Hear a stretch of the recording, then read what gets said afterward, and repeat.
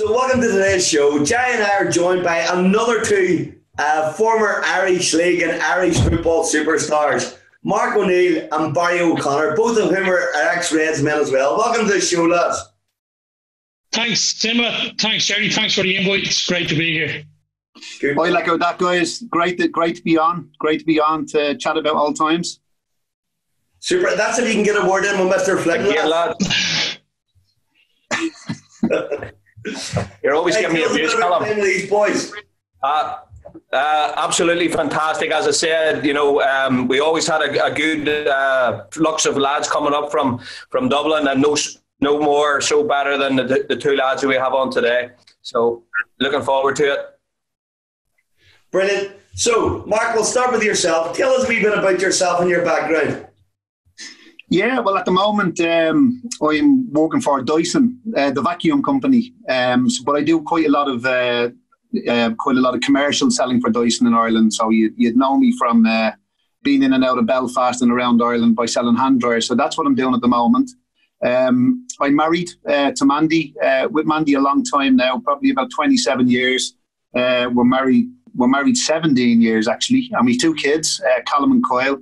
And I'm glad to say that one of them's gone into the Junior League of Ireland setup now with Shelbourne.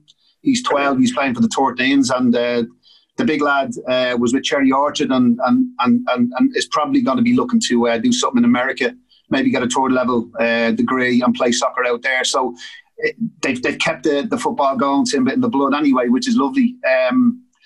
So that's a little bit about me. 47 now, so I'm not getting any younger. I think when I was playing for Cliftonville, I was probably 24, 25, 26. So it seems like a long time ago, and the years have gone very quickly. But that's pretty much, hopefully, gives you a bit of bio on me there. Yeah. You haven't changed much, Mark. Thanks a million. and you're mentioning Dyson there. Jay said you boys used to hoover up all the money. He used to stand outside. Yeah. That was a terrible rumour.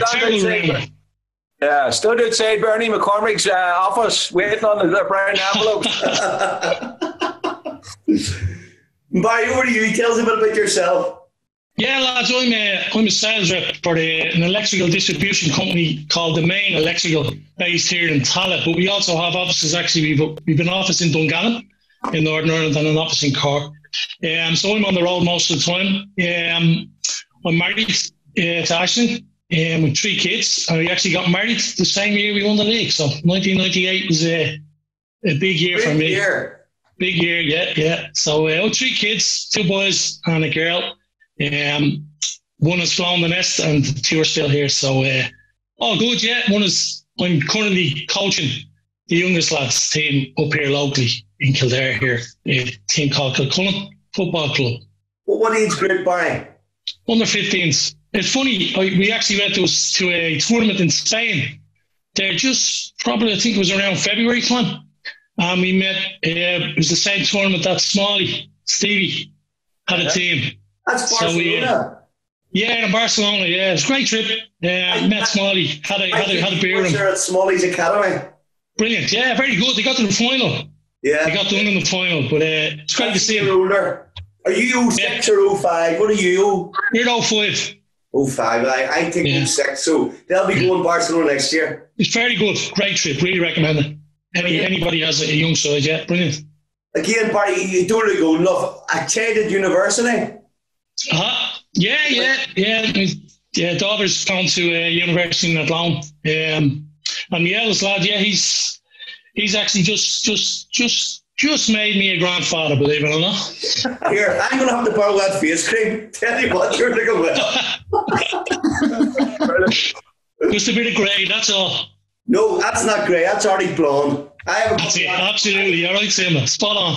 I have the same as well. That's what I'm calling it. Brilliant. Are you boys still coming back up north then with business? Yeah, definitely. Yeah, we've quite a big distributor network in Northern Ireland. But we would work directly with the National Trust, and then I was only in Belfast recently, so my clients would be like all the airports around the country. Obviously, Belfast City and George Best and the International. Joint Causeway. Anywhere there's high footfall, they have a big demand for the hand dryers. So yeah, we're kept very busy at the moment. But I'd be in the north quite regularly, probably once every 5 weeks, even more, maybe twice every 5 weeks. We'll have to hook up with Mr. Flynn's over the next time. Oh, absolutely. Yeah, absolutely. Yeah, absolutely brilliant, yeah. Good lads. So lads, tell us a few stories. Tell us about being at the Reds. I mean, Mark, I know you were at Shamrock Rovers, and Barry, you were at a couple of clubs and obviously the League of Ireland as well. So where you go, tell us a few of your tales. Tell us about the Reds first. As a Cliftonville man, I want to hear them firstly. I mean, we had some great times. Obviously, the year that I signed, there was Mark, Big Stokesy, Hilly, who was obviously our dad, as we used to call him, the dad of the group. Hilly was the organiser, so he organised everything, made sure we were all on side and we were all there on time, and a great fella, great pro. But we used to go up every week. To be fair, Mark, I'm sure some of the great camaraderie was actually going up on the train in the mornings. There was probably a group of between 15 and 20 of us who were all playing at that time for different clubs. And we'd all be on the train at 11:30 and all meet on the train on the way back. And, the camaraderie was great. Good crack. You'd go in, go up, play your game, back on the train. There was obviously a stop and an off licence on the way back to the train. A few teams on the way back, game of cards. Crack was always great, but for the 90 minutes that we were against each other, it was helter-skelter. It's just good too. And what about you, Mark? How did you come about signing for Cliftonville? It was through Ian Hill. Ian Hill had left St. Pat's Athletic. Brian Kerr was the manager of St. Pat's, and he was just making a lot of changes with personnel. They actually went on, I think, a couple of years later and won the League of Ireland. To be fair to Brian, he was very good with Noel O'Reilly there. I didn't fit into the plan either, and I was kind of, tapping his door. I just said, Brian, look at, Ian is up at Cliftonville. I'm hearing brilliant things about the Reds.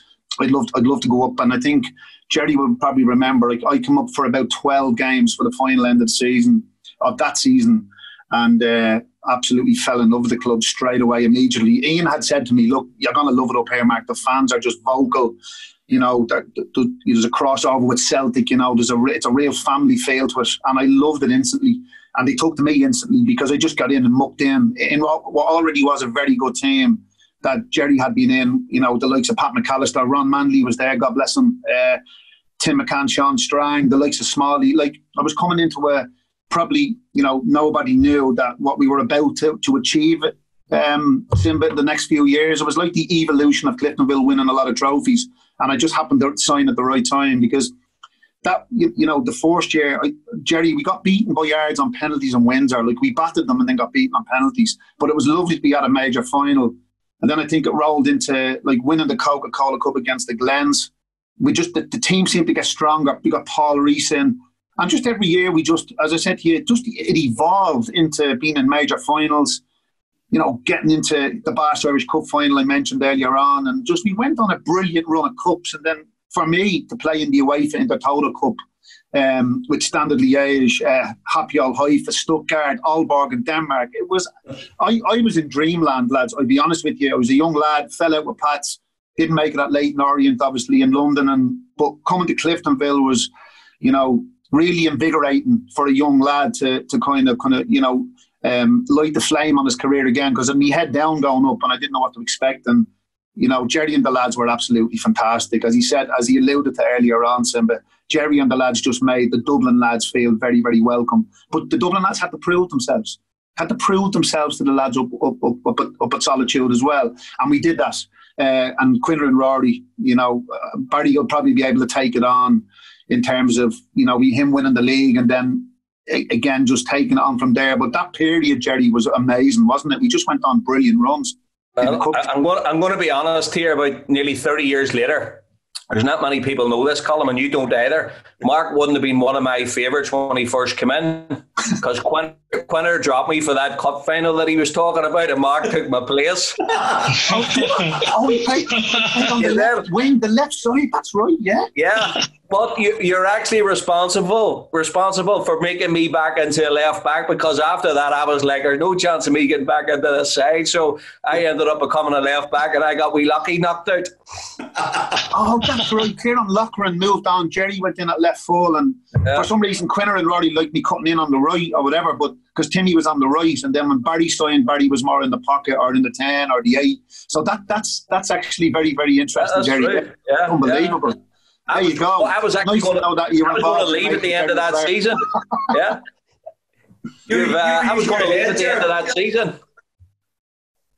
It really was. And I said to Quinner, and he said, look, just hang on, go in at left back. That's where you played when I was over in England. But when I come back, I thought, I'm going to be a winger as such.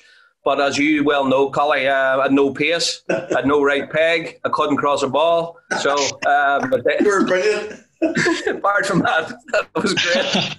Oh, brilliant. But I went in the left back. Yeah. Couple of fantastic run, cup finals and stuff, and then the Coca-Cola Cup final was, that was the first trophy we'd won in a long time. I remember it well. I remember Timmy getting up the right, swinging in, big Stokesy sticking in the back of the onion. We were in the north stand, going nuts. Absolutely brilliant. Yeah. It was a phenomenal evening, wasn't it? Like it was kind of almost making a statement, Simba, wasn't it? In the Irish League, it was making a statement. This is an evolving team. There's dubs coming up. There's some brilliant players already in the setup. Quinner was starting to kind of emerge as a very, very top man, a top manager with Rory, and it just seemed to be a great vibe and a great feel for the club, as I said. And it was lovely to be part of that kind of that movement for Cliftonville, in terms of winning trophies and being in major finals. It was nice from a fan's perspective, and I played with the Olympic and the youth team when I was younger and hoped to make it as a Cliftonville fan. Never worked out, but no better feeling going and watching. I mean, Jerry's my pal growing up, and Timmy growing up, and I know Marty Quinn, Jesus, years as well, and it was fantastic. And you're talking there, and I'm getting goosebumps even thinking about it again. Yeah, I got the goosebumps talking about it, Simba, because doing these podcasts, it brings you back to those memories. It brings you back to those moments, and but it wouldn't go without saying, not mentioning the fans and the role they played. I mean, the passion. I think that was the first thing I noticed, particularly in Old Solitude, on the grass, when the fans filled that kind of stadium, that arena. It was something special. I'm sure Jerry and Barry will agree. Simba, you'll agree. From a fan and a player perspective, both of them, they were just there was just magic happening there. And as I said to you, when I joined, we just evolved into this team that were going to win trophies. And it didn't take long for Jerry and Barry's team to win the league. That's why I'm so proud of them, because we were on that run. We were starting to emerge as the top team in Northern Ireland, which was fucking lovely. It was really, really good. It was brilliant. No, honestly, Mark, it was unbelievable. You touched on there the Intertoto Cup. I actually nearly missed out, Collie. I went to America for 6 months, and then when I seen the draw come out, we had Stuttgart, Halfway Pole, Standard Liège, and Copenhagen or something like that. I was straight on the Denmark.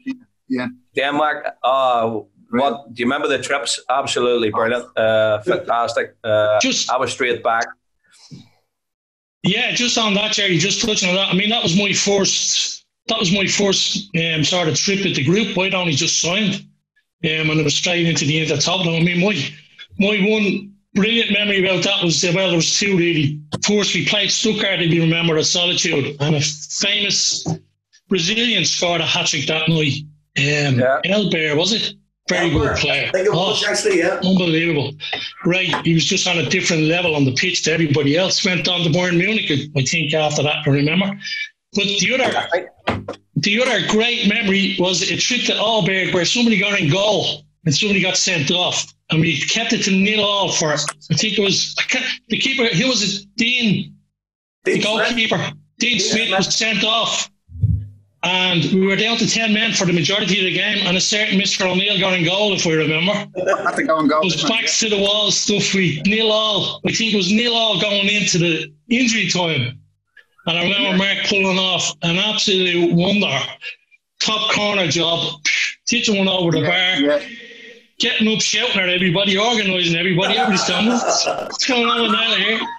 Cross comes in. All you hear is keeper, punch, straight into the top corner.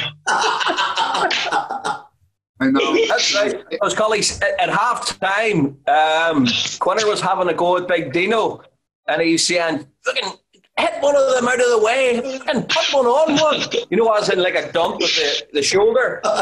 Straight into the second half, and Big Dean comes out and absolutely gobs the centre forward, red card, down to 10 men. But they were great. That was a great time to come into the team. As Mark said, the thing for me coming up, obviously you're coming up from Dublin, but with the likes of Marty, Tabber, Mickey Donnelly, Jerry, Timmy, lads that were stalwarts, Cliftonville through and through. You had to earn that right first. I think those trips and them games made me settle in, particularly going away for the couple that we went away for. It was great to get to know the lads. They knew a bit more about me. And I think from then on, there was never any issues in relation to us coming up and playing at any time, man. We slotted right in. Playing in front of the fans. From a fans' perspective, Barry, the fans loved you. Both the fans are great. And Slaney and Giller and Ian Hill, every one of them, they all did really well. But I don't know whether Mark will sort of agree with me. For me, coming from the League of Ireland, not being disrespectful to anybody or any league, but the great thing for me was the Saturday afternoon, 3 o'clock kickoff. Never really played that before, because in the League of Ireland it was Sundays, then it was Friday nights. Never, very rarely played on a Saturday. There was something about the atmosphere at the games, 3 o'clock on a Saturday. The atmosphere at the games was brilliant. Didn't matter where you went, there was probably 1,000, 2,000 supporters came. And it just felt like, as Mark said, you were playing for Cliftonville, you were playing for Celtic, you were playing for this crowd up here. Sometimes that's what it felt like. Yeah. And it was brilliant. I mean, I just loved it. I loved it. 2 years I had up there was fantastic. I mean, the only reason why I ended up leaving was because work commitments. The Tuesday, having to take a half day on the Tuesday for 6 cup competitions, if that's what it felt like at the time. Yeah. You couldn't manage it, holiday time and stuff like that then with the family. So that was the only reason really. Other than that, I had an absolutely fabulous, loved playing. You've still been there? Rich? You'd have still been there only for that instead? Oh, absolutely. Yeah, absolutely. Loved it. Absolutely loved it. And it was the best time. I mean, the way we won the league, I mean, that day, the whole surroundings of it will never leave me. It's something that I take to the grave with me as the greatest day of my football career. And I think it was just the way the whole thing evolved, having to play early, not getting the result, miss the sitter in the last 5 minutes to be the absolute hero. And then to wait and sit inside and everybody saying, that memory was just fantastic. Brilliant. Remember Big Muddy saying, we've done it. Yeah. Absolutely. I have to say, Mark, we chatted earlier, I was gutted you left, but you left for family reasons as well, just before the league winning team, didn't you?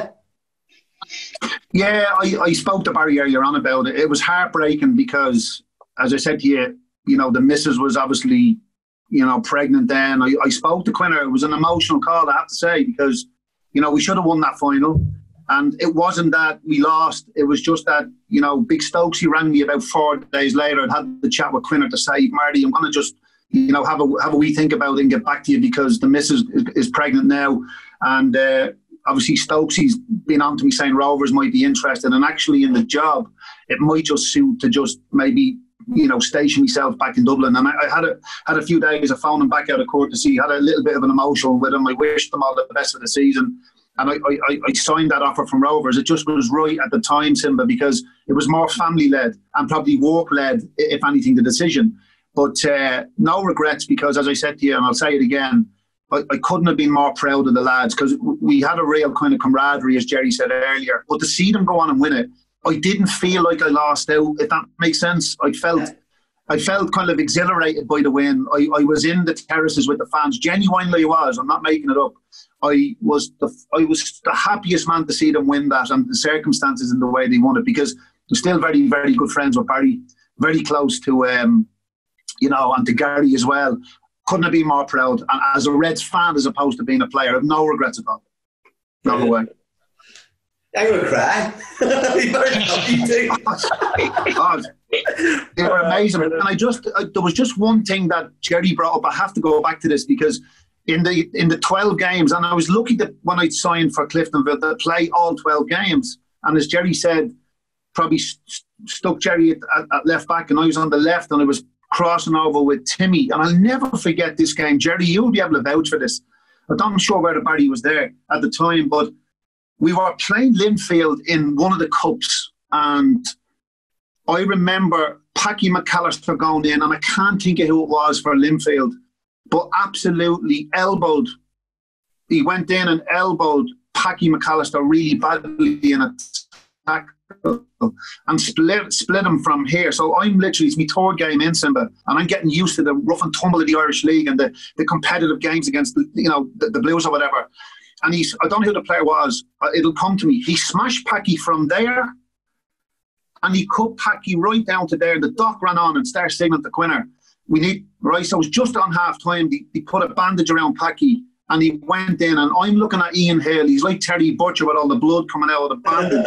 I'm looking at people like Jerry, Timmy McCann. I'm gone white as a ghost. I think it was 0-0 at the time, right?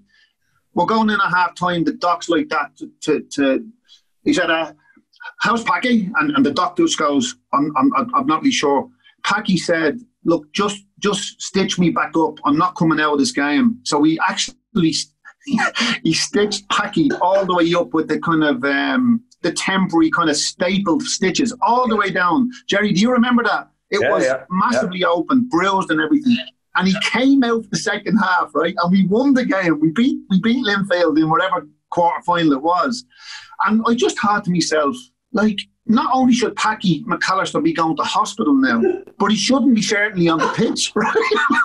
I'm looking around disbelief. 3 or 4 games in, as I said, going, I fucking love this. This is unbelievable. He's prepared to do that. Packy, that's the kind of guy I want to play beside. It was remarkable, and we spoke about it all the way home. And we all know how good Packy is and was and still is, as a person. But I just got so encouraged by it. Honestly, and a little bit scared. Amazing. Top man, Packy. Absolutely top man. Oh. Geraldo, so tell us some stories about these boys and how good they were. Fantastic. As I say, well, Mark, those 12 games he just spoke about, I was on the bench for those 12. Sorry, Jerry. And then, as I say, I came in the following year and started off at left back, and it was actually the Intertoto games. And then I made the left back spot my own. But I'll always remember, Barry, I think it was the last, we were always winning 1-0, 1-0, 1-0. And usually, Barry, what had popped up, it was something like 9 1-0 wins. And Barry, you'd scored, I don't know how many, it was like in a row. Because we just, as we were trying to wrap it up, we were sort of thinking, well, it's nil each year. If Barry's going to pop up, it doesn't matter. We'll get one the last 10 minutes. and he normally did, And as I say, like, we were up against everything that year, but we only had a squad of about 13, 14 players, actually, if I recall. It was the same team. And then on a Tuesday night, if the boys had to stay up or whatever, we all drank and we all went out together. It was the camaraderie we had, especially then that, the 98 team was incredible. It really was. It was superb. Yeah, absolutely. After we won the league? Well, I told the story in one of the funny stories, but that night we went to the Chester on the Saturday. We were ready to get on with the open top bus on the Sunday. I think the boys stayed up for 2 or 3 nights, and then on the Thursday night we all come up for training, and instead of going out, we ended up getting into the social club with about 8 or 9, maybe 10 pints of Guinness, and then on the Friday, and then we went out to play Portadown on the Saturday. And I tell the story before where Scully was phoning me and saying, what do you think? I says, look, we've been on the drink for 5 days. Portadown absolutely hammer us. In the first 10 minutes, Marty McCann nutmegs Robbie Casey like twice, 3 times. We beat them 3-0. And they were saying, you better never go back to the Stuart Strand. You better not. But incredible times, incredible partying after. And as I say, everybody still talks about it to this day. Yeah, for me, the only down thing about it was, not really being able to take it in for the week after. That was there. I remember staying after the match. I don't know where I went.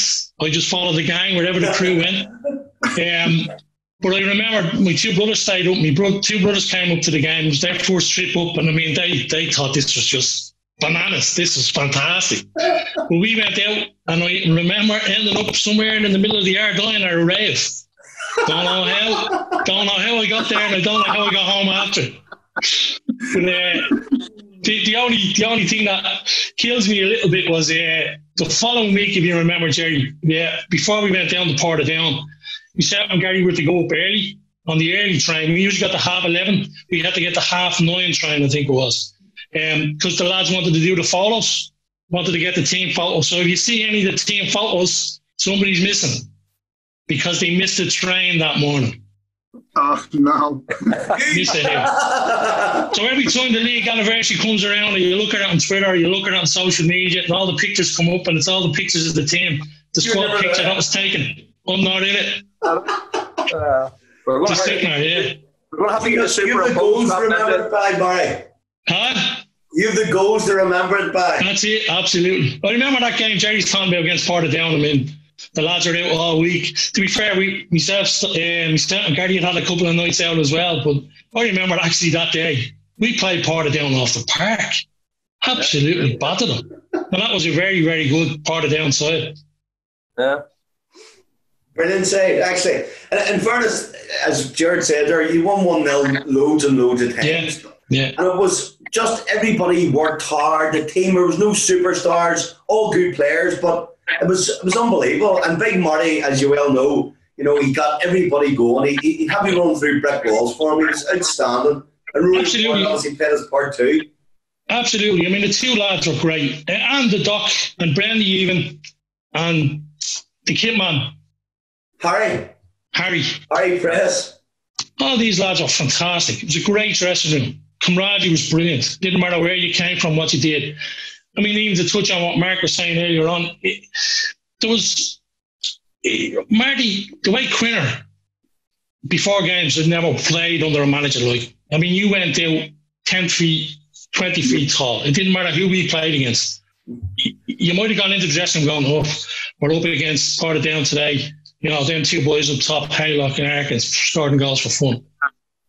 5 minutes of a Quinner team talk, and everybody's going out like we're going to win this game. And if you looked at him sideways, if you didn't look at him, eyeball him, I mean, that was a no-no. That was a no-no, big time. But they were great. Marty was brilliant. Roddy was fabulous. To touch on what Jerry was talking about earlier, I can't remember really more than 15, 16 players playing in that season. But the other thing that we had nobody really got injured. We had a great run where, every week nearly everybody was fit.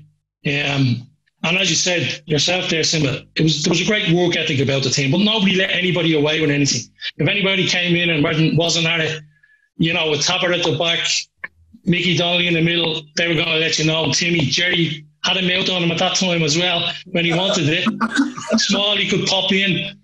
It was, it was a fantastic group of lads. I think we were lucky to have them over those couple of seasons. Even when Mark was there with Hilly that year, we won the Country Antrim Shield. Mm-hmm. We got to the Coca-Cola Cup final. It was all coming together, as Mark said. It was very much a team in building at that time. But, great times. And I agree with what Mark said too. I think you can nearly tell that something good was happening. I mean, I remember watching Clipball before that for years, and we got a quarter at Windsor Park. It was like scoring a goal because we were so bad. And then we started to win things. It was like, oh my God, did we ever? And then, as you said, by the last day, starting early, waiting an hour for the Linfield Cobra match to finish. And Wes Lamont, who obviously played for the Blues, we were thinking he was going to throw one in. And he won a match. Magic, absolutely magic times with Reds, honest to God. And you two boys were a massive part of it. And it was brilliant. And big Stokesy as well. And Stokesy was a legend. The fans absolutely loved him. How was Stokesy? Different groovy he was. I never forget the cup final. The fans were singing Paolo the Stokesy, oh la la la. And it was brilliant. I was standing beside him, and I think in Windsor, it might have been straight after the national anthem. One of the Cliftonville fans just shouts out, "Stokesy, Paul Stokes walks on water." and he looked back at me because he's such a shy, humble kind of guy. He smiled, went red, and he was like that. And this was the start of the cup final after the national anthems. Just just breathtaking moments that you'll cherish forever. Like, I never forget you looking at me, and we were talking about the way home because I kept winding them up on the phone. Stokesy, be careful, you're walking on water there. So I just wound them up on it, but the fans loved them. I mean, at the time, for me anyway, I know you can talk about Ferguson, Haylock, people like that, but in that, and I'm sure Jerry and Barry will agree that he was probably touted as certainly the top two strikers in that generation for Cliftonville, or in that era. Sorry, he was banging goals in for fun, but he was absolutely, he was such a handful for the hardened kind of centre backs and defenders. He was definitely probably close to being voted Player of the Year, or probably Striker of the Year, Golden Boot, whatever. But he was fantastic for Cliftonville in those days. He was brilliant. He was, as you say, a handful. He was a big man. Oh, yeah. A great touch. He was, yeah. And he couldn't it took him 3 or 4 yards to get going. Absolutely horrific time. Like, I mean, once he get going, he could actually shift. Yeah. Yeah, he was very deceptive in his kind of in his runs. But I mean, I was in games where and for some reason he just rolled the sleeves up that little bit further against the likes of the Glens and Linfield. Don't ask me why, but he would just give them an absolutely horrendous time. He'd run them ragged, he'd lean in, he'd have the arms leading up, and he wasn't a nasty player, Stokesy. But my God, I mean, if you ask any of those centre backs now, in retrospect to that era, they'd say, Stokesy, what a handful. Yeah. But great to play with, though. Great to play with, Brilliant. Absolutely. What were you going to say, Barry? Sorry. No, you're just saying he was a very underrated player. Stokesy, I felt he was very underrated. As Jerry said there, he was quick. He had everything, really.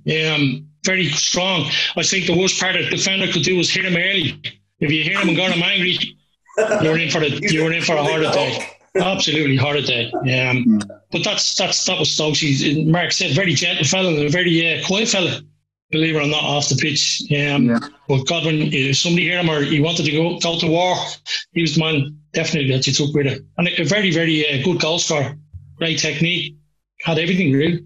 He did. I didn't know he was quiet and shy. It shows you. You celebrate and all. You think he's, God, that's amazing, because he was. No, he was, yeah, definitely a quieter lad than what he looked, yeah, definitely. But Simba, when he got going, Simba, like, and I know both the guys and myself are right close up and personal to him on the pitch in big games.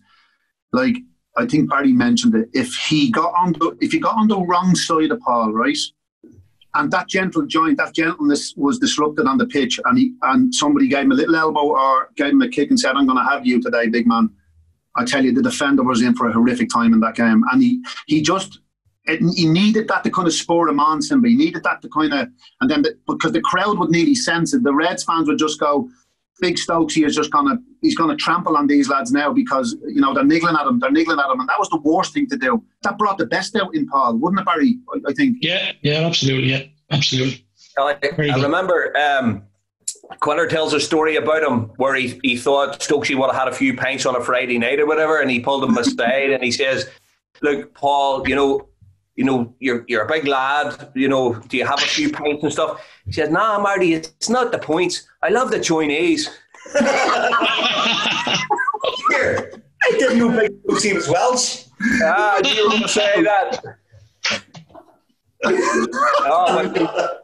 But Quiller thought of his pints that he took, and he loved his beer, but it actually wasn't at all. He just loved the Chinese on a Friday night. He's an absolutely smashing lad. Great ball, yeah, really, really top man. What's he doing with himself now, boys? He's still involved with football, is he? Yeah, he actually is doing kind of, I think it's called matsu therapy, some kind of physiotherapy stuff that he's doing, and he got qualified in that. He's doing really well. I think he's got his taxi as well, and he does a little bit with, I think it's Collinstown, Barry, isn't it, in Dublin? So he's still very involved, more on the medical side than the treatment side, but no, he's still involved, to be fair. His missus just had a baby, actually, and must congratulate him again. I think that's his third one. So, but he's in great spirits. I bumped into him a couple of weeks ago.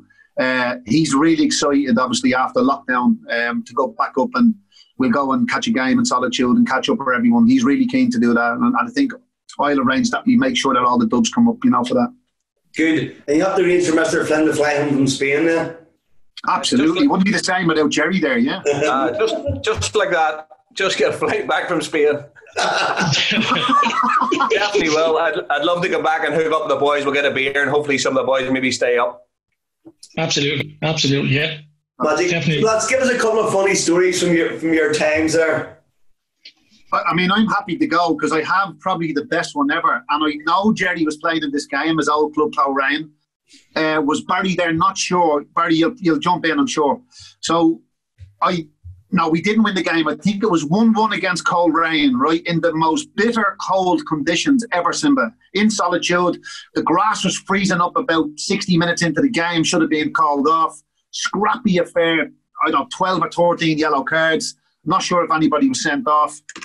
I think it was 1-0 because Greg O'Dowd was in the crowd that got the taxis back leaving Solitude. So 4:45, Quinner, happy enough, get dressed, lads, go up and have a beer, whatever. Upstairs, doing our thing. And I've just gone, lads, we might want to call the taxis a little bit early. Dad, as Ian Hill would have been around at that time, he organised the taxis about 20 minutes early to head to Central Station to get the 6 o'clock back to Dublin, right? Yeah. So there was me, Gary Sliney was definitely there, Stokesy, Ian, Barry, you may remember this. I wasn't there. I wasn't there. Because that sounds, you've qualified that because there was 5 of us wedged into a taxi. The driver said, guys, I'm taking a big risk going through Belfast here in the taxi. Bear with me. I might not be able to get you all the way there because of roadblocks. The ice is very bad.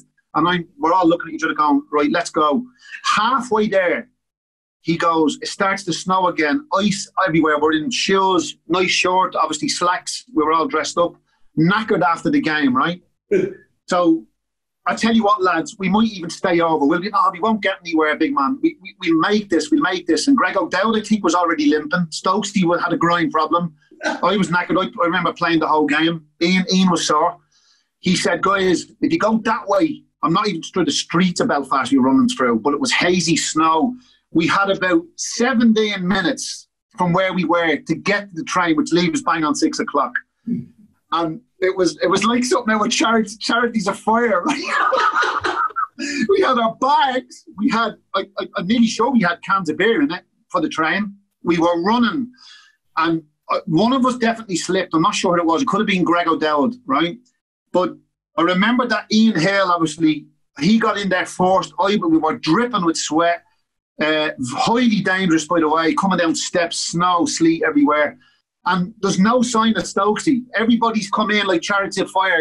We're just about made. Your man has the flag going. Come on, hurry up. I'm nearly going. And you just see this big red face with a big green jacket on, Stokesy, He's running. 50 seconds to go, right? 50 seconds. We're all poking our head, steam coming off our breath, knackered, we're all injured. And your man said, get in. And Stokesy, it's just all slowed down. And he made it within like 50 seconds of the time. He got on and he actually lay down. And he said, someone stretch me groin. We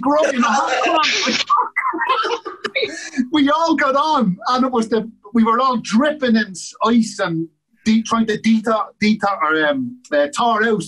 And eventually we got into the dining car and we were soaking. And I swear to God, lads, we were all like legs up, ice packs. It was the fucking funniest thing ever to be. So that's a great memory. Absolutely brilliant. Unbelievable. Magic Mark. Pictures. Barry. My best one, probably the best story that I had was, do you remember, Jerry? I think, Mark, you were there as well. We talked about it there. Remember the game Portadown that was abandoned at half time? Oh, yeah. Remember that game? Yeah. And that was probably the only time I've gone up and went, whoa, that was scary. That was scary. And I remember getting home that night and I was with Ashley at home and telling her what was going on and what happened and all the rest. And I was like, I don't think I can go back up. I don't think I've had enough. I can't do that. That was crazy. It's carnage. And I said, I'll sleep on it. I won't make any decision. I'll read Quinner in the morning.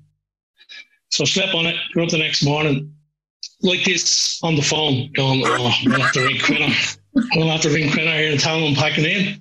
So I ring him. I said, Marty, yeah, Barry, all right? Yeah, everything okay? I said, yeah, great, yeah, good. Listen, yesterday, that was a bit mad. It's scary. He's like, yeah. And well,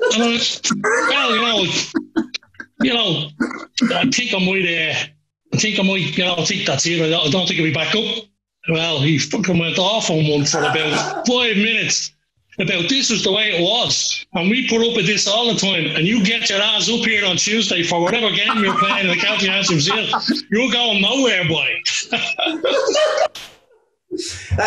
Okay, Marty, no problem. See you Tuesday. Here, I was having a brickhead match. I saw him bounced off and skated, hit me in the leg. And we got a window put in as well. Apart from that, it was great. It's a funny story. That's a funny story, but at the time it was mental. It was a mad game. It was a mad situation. We were winning. I'd actually scored. We were winning 1-0. Remember this one? We started the game off, Simba, incredibly well. I'll never forget Quinner going, "Go out and express yourselves. Press them high. Go at these. They're afraid of us." And we're looking across going, we started the game off really well here. Barry scored a brilliant little kind of, clever little flick over the keeper. It was a great little bit of build-up play, but we were bashing them for 25 minutes, half an hour. And you're still looking across, Jerry, you'll remember, we just got, there's no fans in the ground. There's due about 500 of them up to Shamrock Park, But if you remember, Mark, Quinner was trying to call us off. After about halfway through, he was telling us to come in, if you remember, and the referee was having none of it. The referee was going, no, everything's okay, keep playing. Yeah, it was bizarre. It was carnage. Yeah, because I think that was said. I think Marty had said that to us before we went out, wasn't it? Was that if I think the police had said that once we got the game started, they'd get everybody in. But Marty had told us, look, wait, call you. The game would be called if they can't get in. And about halfway through the first half, Marty's calling us. We're all looking over. Referee's going, no, play on. We're going, what? Do we play?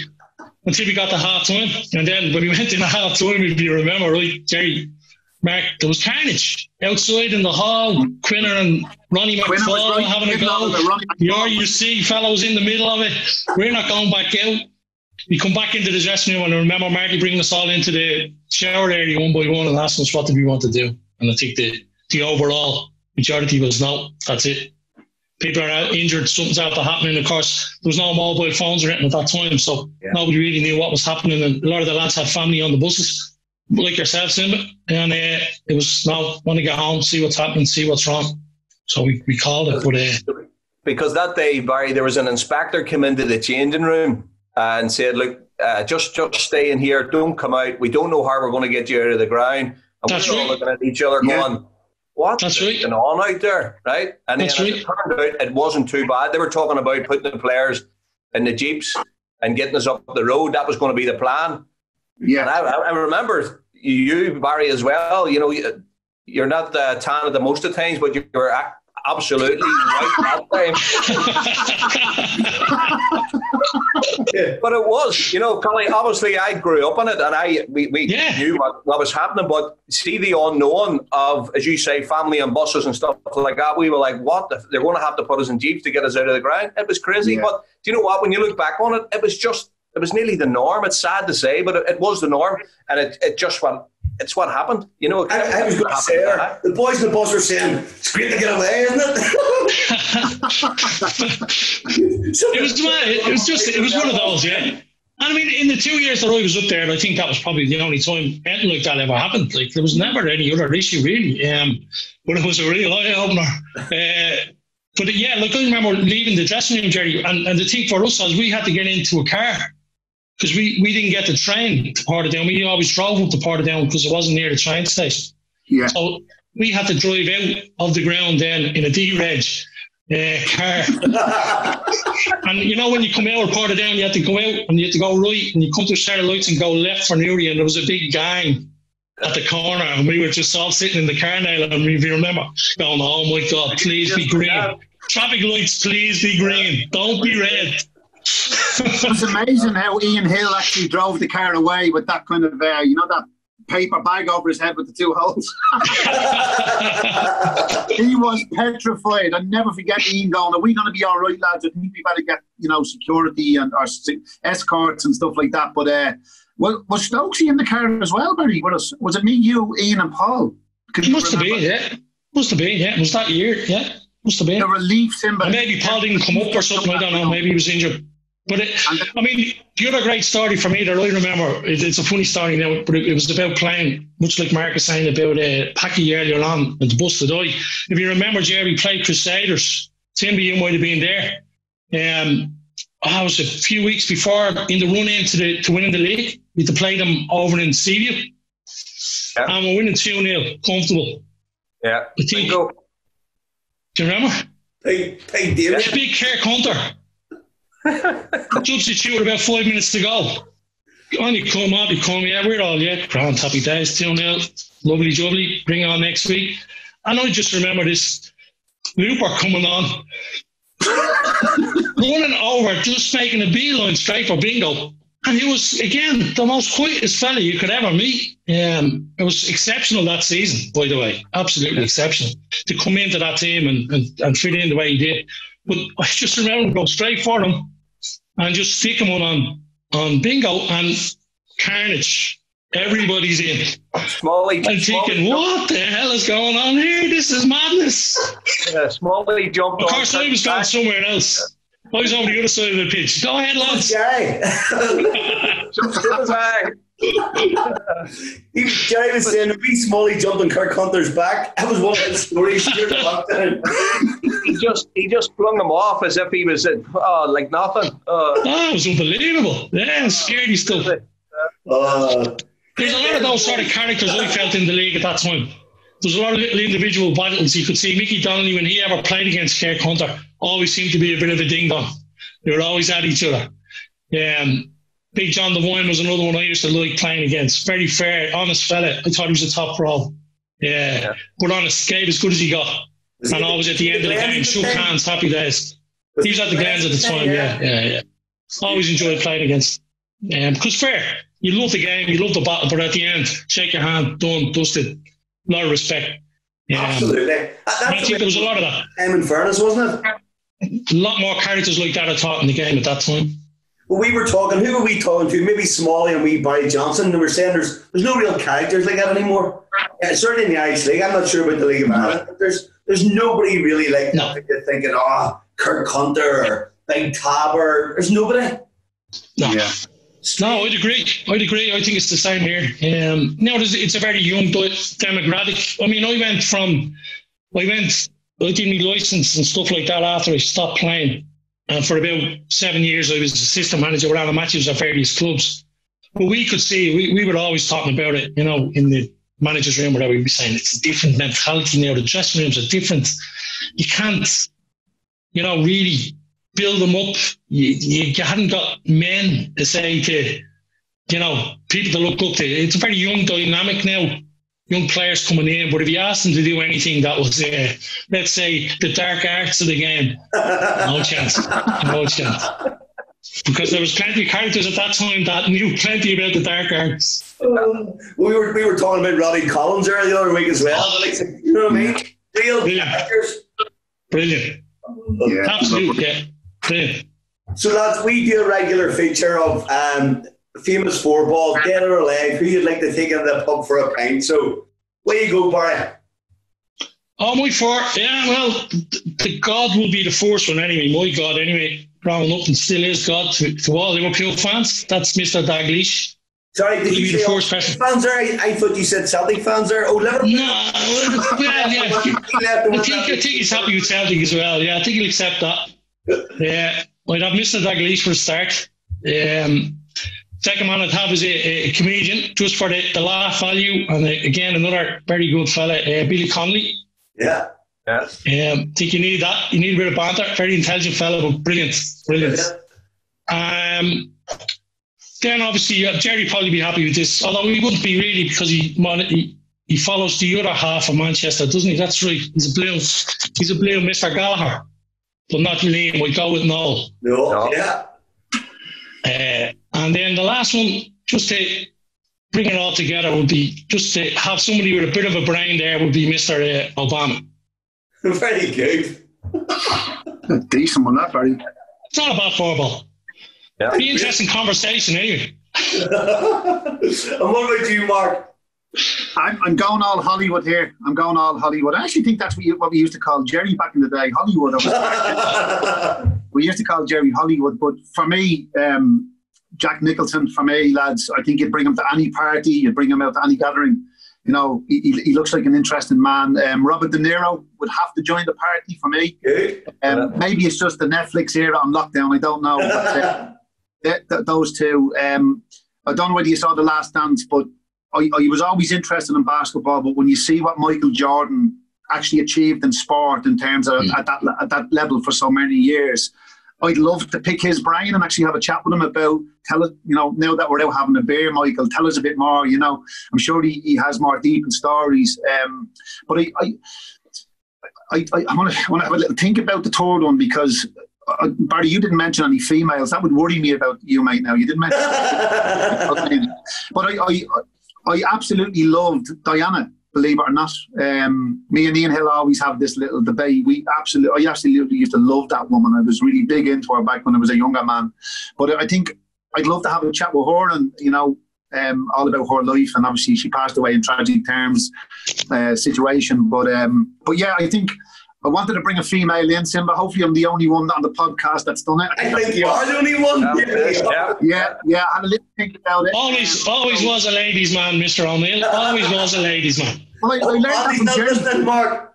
With Flinner. Flinner was the man. If you went out with Flinner, he'd show you the way with the women. So I learned that. But no, I think that's a good one. That's a good four ball, that one. I need to correct you, because when Colin done his four ball, he's not allowed to go anywhere without his wife Lorraine, so she had to be him out. Brilliant.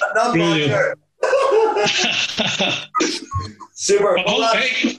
I just hope my missus doesn't watch this podcast. Well, lads, that was absolutely fantastic, and I think the Reds fans will thoroughly enjoy this, and it's great to see you both doing so well. Thanks, Colin. I really appreciate the invite, and Jerry, great to see you. Great to see you, Mark. I really enjoyed it. I thought it was brilliant. It's great to reminisce on what was a great time to be a Cliftonville player, and I enjoyed every piece, and sort of like to say hello to all Reds out there. Good man, Barry. Mark? Yeah. Same with me. Thanks very much, Jerry and Simba. Really, really enjoyable. I mean, it's the one thing that you miss, isn't it? The banter, you know, when you leave the game, and it's been brilliant sharing some memories there with you. And but for me, just to finish on just a special message to the club itself, and Cliftonville and the fans, is that just wanted to thank them from the bottom of my heart for accepting me as a player. And they were brilliant days. And as I said to you, I'll be up forevermore as often as I can get up to support them. So appreciate it. Thanks a million, Simba. Absolutely brilliant. I'll just say before you go, you Reds. Absolutely. You Reds. You Reds. All right, Mark. I just want to say thanks for coming on. Hopefully, Barry, you haven't been out here before. Mark has, and he's been in the Celt. I had a photograph up of him. But we're working on something behind the scenes to try and get as many players from other clubs as well out here, maybe next summer. So the invite's going to be there for both of you, and I want to thank you for coming on today. It's been brilliant for me as well. Brilliant, Jerry. Yeah, right. Look forward to that. I'll look forward to that. Thanks, Fantastic. lads, very much. We'll see you soon. See you soon. Good luck. See you, lads.